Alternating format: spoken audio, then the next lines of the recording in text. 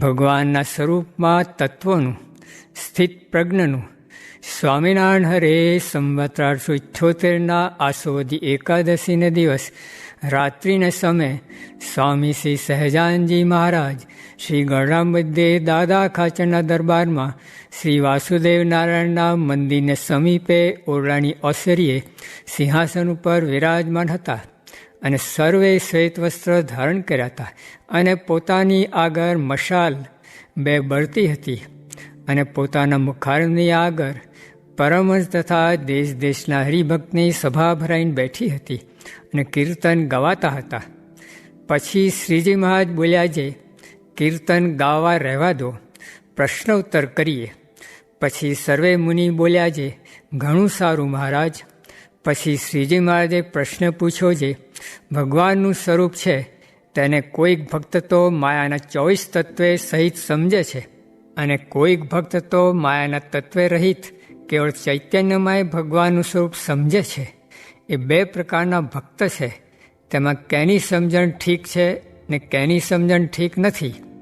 પછી મુક્તાન સ્વામી કહ્યું છે, જે ભગવાનને વિશે માઇક 24 તત્વ સમજે એની સમજણ ઠીક નથી અને ભગવાનનું સ્વરૂપ માયાના તત્વે કરીને રહિત કેવળ ચૈતન્યમય સમજે તેની સમજણ ઠીક છે. પછી શ્રીજી મહારાજ બોલ્યા છે, સાંખ્યવારે 24 તત્વ કયા છે? તે સાંખ્યને મતે 23 તત્વ ને 24મો ક્ષેત્રજ્ઞ જે જીવ ઈશ્વરરૂપ ચૈતન્ય છે તે એ રીતે 24 તત્વ કયા છે? કેમ જે ક્ષેત્રજ્ઞને તો અન્યોન્ય આશ્રયપણું છે. તે ક્ષેત્રજ્ઞ વિના ક્ષેત્ર કહેવાય નહીં ને ક્ષેત્ર વિના ક્ષેત્રજ્ઞ કહેવાય નહીં. તે માટે તત્વ ભેળા જ જીવ ઈશ્વરને કયા છે. અને ભગવાન છે તે તો ક્ષેત્ર અને ક્ષેત્રજ્ઞ એ 2ના આશ્રય છે. માટે ભગવાન થકી માઇક તત્વ જુદા કેમ કહેવાય? અને જેમ આકાશ છે તેને વિશે 4 તત્વ રહ્યા છે તો પણ આકાશને કોઈનો દોષ અડતો નથી, તેમ પરમેશ્વરના સ્વરૂપને પણ માઇક તત્વનો એકેય દોષ અડતો નથી. એવું જ ભગવાનનું સ્વરૂપ છે. તેમાં 24 તત્વ કહીએ તેમાં શો બાદ છે અને તત્વે રહિત કહેવું તેમાં શું નિર્બાધપણું આવી ગયું? અમને તો એમ જણાય છે. પછી દીનાનાથ ભટ્ટે પૂછ્યું છે, જેને ભગવાનની મૂર્તિનું ધ્યાન કરવું હોય તેને ભગવાનનું સ્વરૂપ તત્વે સહિત સમજવું કે તત્વે રહિત સમજવું? પછી શ્રીજી મહારાજ બોલ્યા છે, ભગવાનના સ્વરૂપને જે તત્વે સહિત સમજે છે તે પણ પાપી છે અને જે તત્વે રહિત ભગવાનના સ્વરૂપને સમજે છે તે પણ પાપી છે. ભગવાનના સ્વરૂપમાં તો ભગવાનના ભક્ત હોય તેને તત્વ છે કે નથી એવું ચૂંથણું કરવું ગમે જ નહીં. ભક્ત હોય તો એમ જાણે છે ભગવાન તે ભગવાન, એને વિશે ભાગ ત્યાગ કર્યાનો માગ નથી. એ ભગવાન તો અનંત બ્રહ્માંડના આત્મા છે અને જેને ભગવાનના સ્વરૂપમાં કોઈ રીતનું ઉત્થાન નથી તેને નિર્વિકલ્પ સ્થિતિવાળો જાણવો અને જેને એવી એકમતી હોય તેને સ્થિત પ્રજ્ઞ જાણવો. અને જે પુરુષને ભગવાન વિશે એવી દ્રઢમતી છે તેને ભગવાન સ્વરૂપ પાપ થકી મુકાવે છે. તે ભગવાને ભગવદ્ ગીતામાં અર્જુન પ્રત્યે કહ્યું છે, જે સર્વધર્માન પરિત્યજ્ય મામેકમ શરણમ વ્રજ અહમ તામ સર્વ પાપેભ્યો મોક્ષયિષ્યામિ મા શુચઃ. અને આ સંસારમાં પણ એવી રીત છે જે થકી પોતાનો મોટો સ્વાર્થ સરતો હોય તેને બુદ્ધિવાન હોય તે દોષ ગ્રહણ કરે નહીં. જેમ સ્ત્રી હોય તે પોતાના સ્વાર્થ સારું પતિનો દોષ ગ્રહણ કરતી નથી, તથા બીજા પણ ગ્રહસ્થો હોય તે પોતાના ભાઈ, ભત્રીજા, દીકરા ઇત્યાદિ જે સંબંધી તેના વિશે જો પોતાનો અતિશય સ્વાર્થ હોય તો દોષનું ગ્રહણ નથી કરતા. તેમ ભગવાન થકી જેણે મોટો સ્વાર્થ જાણ્યો હોય, જે ભગવાન તો પાપ થકી ને અજ્ઞાન થકી મુકાવીને પોતાના ભક્તને અભયપદ આપે છે, એવો મોટો સ્વાર્થ જાણ્યો હોય તો કોઈ રીતે ભગવાનનું અવગુણ આવે જ નહીં. જેમ શુકજીએ રાસ પંચાધ્યાયીનું વર્ણન કર્યું ત્યારે રાજા પરીક્ષિતને સંશય થયો છે, ભગવાને પર સ્ત્રીનો સંગ કેમ કર્યો? પણ શુકજીને લેશ માત્ર સંશય થયો નહીં. અને જે ગોપીઓ સંગે ભગવાન વિહાર કર્યો તે ગોપીઓને પણ સંશય ન થયો છે, ભગવાન હોય તો આમ કેમ કરે? એવો કોઈ રીતે સંશય થયો નહીં. અને જ્યારે ભગવાન કુબ્જાને ઘેર ગયા ત્યારે ઉદ્ધવજીને ભેળા તેડી ગયા હતા તો પણ ઉદ્ધવજીને કોઈ રીતે સંશય થયો નહીં. અને જ્યારે ઉદ્ધવજીને વ્રજમાં મોકલ્યા ત્યારે ગોપીઓની વાણી સાંભળીને પણ કોઈ રીતે સંશય ન થયો અને સામું ગોપીઓનું મહાત્મ્ય અતિશય સમજ્યા. માટે જેને ભગવાનનો અચળ આશ્રય થયો હોય ને તે અતિશય શાસ્ત્રવેતા હોય અથવા ભોળો જ હોય પણ તેની મતિ ભ્રમે નહીં. અને ભગવાનના જે દ્રઢ ભક્ત હોય તેનું જે મહાત્મ્ય તે પણ ભગવાનનો ભક્ત હોય તે જ જાણે. પછી શાસ્ત્રવેતા હોય અથવા ભોળો હોય પણ જેની ભગવાનને વિશે દ્રઢમતી હોય તે જ ભગવાનના ભક્તનું મહાત્મ્ય જાણે. અને દ્રઢમતીવાળા ભક્ત હોય તેને ઓળખે પણ ખરા. અને તે વિના જે જગતના વિમુખ જીવ હોય તે તો પંડિત હોય અથવા મૂર્ખ હોય પણ ભગવાનને વિશે દ્રઢમતી પણ કરી શકે નહીં. અને જે દ્રઢમતીવાળા ભક્ત હોય તેને પણ ઓળખે નહીં અને હરિજનનું મહાત્મ્ય પણ જાણે નહીં. માટે ભગવાનનો ભક્ત હોય તે જ ભગવાનના ભક્તને ઓળખે અને મહાત્મા પણ તે જ જાણે. જેમ ઉદ્ધવજીએ ગોપીઓનું અતિશય મહાત્મ્ય જાણ્યું તેમ ગોપીઓએ પણ ઉદ્ધવજીનું મહાત્મ્ય જાણ્યું. અને પુરુષોત્તમ ભગવાન છે તે સર્વક્ષેત્રજ્ઞના ક્ષેત્રજ્ઞ છે તો પણ નિર્વિકાર છે. અને માયાદિક જે વિકારવાન પદાર્થ તેનો વિકાર પુરુષોત્તમ ભગવાનને અડતો નથી. અને જે આત્મનિષ્ઠ પુરુષ છે તેને પણ સ્થૂળ સૂક્ષ્મ અને કારણના વિકાર નથી અડતા. તો પુરુષોત્તમ ભગવાનને ન અડે એમાં શું કહેવું? ભગવાન તો નિર્વિકારીને નિર્લેપ જ છે. એવી રીતે જે ભગવાનના સ્વરૂપને સમજે તે ભગવાનનો ભક્ત સ્થિત પ્રજ્ઞ જાણવો. જેમ પોતાના આત્માને વિશે જેને સ્થિતિ હોય તે પણ સ્થિત પ્રજ્ઞ કહેવાય છે તેમ જેને ભગવાનના સ્વરૂપને વિશે કોઈ જાતનો ઘાટ ના હોય અને જેમ ભગવાનનું સમર્થપણું હોય ને તેનું ગાન કરે તેમજ અસમર્થપણું હોય તેનું પણ ગાન કરે. અને જેમ ભગવાનનું યોગ્ય ચરિત્ર હોય તેનું ગાન કરે તેમજ જે અયોગ્ય જેવું ચરિત્ર જણાતું હોય તેનું પણ ગાન કરે. પણ ભગવાનના ચરિત્રને વિશે યોગ્ય અયોગ્ય એવો ઘાટ ઘડે નહીં.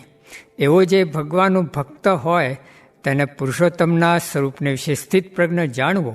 અને જેને એવી પુરુષોત્તમના સ્વરૂપને વિશે દ્રઢ નિષ્ઠા થઈ તેને એથી ઉપરાંત બીજું કાંઈ સમજવાનું રહ્યું નથી. ઇતિ વચનામૃતમ. એવી રીતે ગઢડા મધ્ય પ્રકરણનું 17મું વચનાવત જે તે થયું. આ તો બહુ મોટો લાભ થયો છે પણ ઊંઘમાં જાય છે તે શું છે? વિષયમાં સુષુપ્તિ નિરંતર વર્તે છે ને આ દર્શન તો પંચ મહાપાપને બાળી મૂકે એવું છે પણ મહિમા જણાતો નથી. સ્વામિનારાયણ સ્વામીએ વાત કરી છે ભગવાનને નિર્દોષ સમજ્યાથી મોક્ષ થઈ રહ્યો છે ને દોષ ટાળવાનો અભ્યાસ કરે તો ટળી જાય. નિકર દેહ રહે ત્યાં સુધી દુઃખ રહે ને દોષ જણાય છે તે સર્વે તત્વના દોષ છે. સ્વામિનારાયણ હરે સ્વામીએ વાત કરી છે જેમ જેમ જ્ઞાન થતું જાય તેમ તેમ ભગવાનનો મહિમા જણાતો જાય. તે ઉપર દ્રષ્ટાંત દીધું છે.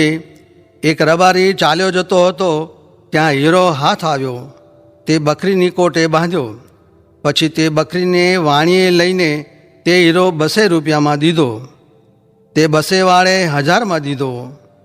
1000 વાળે 10,000માં દીધો. એમને એમ ચડતા 1,00,000 રૂપિયામાં દીધો. પછી તે 1,00,000 વાળે કોઈક શાહુકાર હતો તેની પાસે જઈને કહ્યું છે આ હીરો તમારે રાખવો છે? ત્યારે શાહુકાર હીરો જોઈને બોલ્યો છે 100 મોટલિયા કરો ને દી ઉગ્યાથી તે આત્મ્યા સુધી દ્રવ્ય લઈ જાઓ એટલું તમારું. ત્યારે ગામમાં હાહાકાર બોલ્યો છે. શાહુકારે ખજાનો લૂંટાવી દીધો. પછી તે શાહુકારના બાપે આવીને પૂછ્યું છે શું જણસ લીધી? ત્યારે કહ્યું છે આ હીરો લીધો છે. ત્યારે તેણે જોઈને કહ્યું છે મફત પડાવી લીધો, 1 દિવસની કમાણી પણ દીધી નહીં. ત્યારે જુઓ સર્વે કરતાં એ શાહુકારને એ હીરાનું જ્ઞાન બહુ કહેવાય. તેમજ ભગવાનના મહિમાનું જાણવું તે જેમ જેમ ભગવાનના મહિમાનું જ્ઞાન થતું જાય તેમ તેમ મહિમા વધુ વધુ જણાતો જાય છે. તે ઉપર સારંગપુરનું 17મું વચનામૃત વંચાવ્યું. ત્યાં વાસુદેવ હરે થયા તે જમવા પધાર્યા. પણ હરે સ્વામીએ વાત કરી છે હળિયાદથી નીકળીને બગસરામાં આવ્યા. ત્યાં વાત કરી છે જે સમયમાં જેને હાથ કલ્યાણ કરવાનું ભગવાને સોંપ્યું હોય તેનાથી કલ્યાણ થાય જેમ પરીક્ષિતને શાપ થયો ત્યારે વ્યાસજી આદિ ઘણા મોટા હતા, પણ સુખજી આવ્યા ત્યારે કલ્યાણ થયું. સ્વામિનારાયણ હરે સ્વામીએ વાત કરી જે અક્ષરધામ બહુ જ છેટું છે, પણ આપણને ભગવાને થડમાં કર્યું છે. આ મનુષ્ય જેવા થઈને બેઠા છીએ ને આપણને અક્ષરધામના મુક્ત જેવી વાતો સમજાય છે ને કરાય છે. તે ભગવાનનો ને આ સાધુનો અનુગ્રહ છે ને આવો સમાગમ મળ્યો છે ને અહો અહો નથી થતું. તે તો આ વાત કોઈ દિવસ કરી નથી, આ લોકનું જ કૂટ્યું છે. સ્વામિનારાયણ રે સ્વામીએ વાત કરી જે ગામ ચરખામાં વાત કરી જે બહુ મોટો લાભ થયો છે, માટે બાજરો ભેળો કરીને સાધુ પાસે બેસી રહેવું. સ્વામિનારાયણ હરે સ્વામીએ વાત કરી જે છોકરાને બીક લાગે ત્યારે મા બાપને ગળે બાજી પડે, તેમ આપણે આપતકાળે ભગવાન તથા આ સાધુને ગળે બાજી પડવું એટલે એ રક્ષા કરે. પછી નથુ પટેલે પૂછ્યું જે ગળે શી રીતે બાજવું, ત્યારે સ્વામીએ ઉત્તર કર્યો જે તેમને સંભાળવા અને ભગવાન તથા સાધુનો જેને સંગ થયો છે તેને માથે વિઘ્ન નથી. કેમ જે તેની તો ભગવાન રક્ષા કરે છે. ત્યાં ઘોડીનું દૃષ્ટાંત દીધું જે નદીનું પૂર ઉતરતાં અસવાર 4 વાર પડી ગયો ને ઘોડી 4 વાર પાછી વળી ને અસવારને તાર્યો, તેમ રક્ષા કરે. સ્વામિનારાયણ હરે સ્વામીએ વાત કરી જે ઉપાસના નિયમ તથા ભક્તિમાં કસર રહેશે એટલી ખોટ નડશે ને કોઈ દ્રવ્ય દેનાર મળે, દીકરો દેનાર મળે કે દેહે મંદવાડ મટાડનાર મળે, તેથી ઉપાસનામાં ફેર પડે છે. તે ઉપર તુંબડિયાનું દ્રષ્ટાંત દીધું. સ્વામિનારાયણ હરે સ્વામીએ વાત કરી જે આ સત્સંગનો મહિમા તો અપાર છે. કેમ જે અનંત અવતાર થયા ને આપણને તો મહારાજ પુરુષોત્તમ મળ્યા છે ને બીજા અવતાર જેવા તો આ સત્સંગમાં ગણાક છે. એવો સત્સંગનો મહિમા સમજીને દ્રઢ ઉપાસના કરવી અને એવા જે પુરુષોત્તમ તે તો આ એક જ છે, તેણે શુદ્ધ રીત પ્રવર્તાવી ને બીજાએ તો ભેળું ને ભેળું બાઈ ભાઈનું રાખેલ પણ જુદારો ન પાડેલ. એવી રીતે પુરુષોત્તમપણાની ઘણીક વાત કરી. સ્વામિનારાયણ હરે સ્વામીએ વાત કરી જે નિશ્ચય છે પણ ઋષભદેવ નરકમાં પડ્યા રહ્યા એવા ચરિત્ર કરે તો સંશય થાય, માટે યોગ્ય અયોગ્ય ચરિત્રમાં ઉદ્ધવજીની પેઠે સંશય ન થાય ત્યારે ઠીક. તે તો કામાદિભીર્વિહીનાએ સાત્વતા ક્ષીણવાસના, તે માટે સાત્વિક સેવવા. જે વાત જ્ઞાને કરીને થાય તે ઠીક. કેમ જે ગીતામાં જ્ઞાનીને જ આત્મા કહ્યો છે. મોટાનું જોઈને કોઈ કાંઈ વાદ કરશો માં ને કહે તેમ કરજો. જેમ અગ્નિ જળે ઓલાય ને વીજળીનો અગ્નિ ને વડવા નલ અગ્નિ તે જળમાં રહ્યા થાકા પણ ન ઓલાય.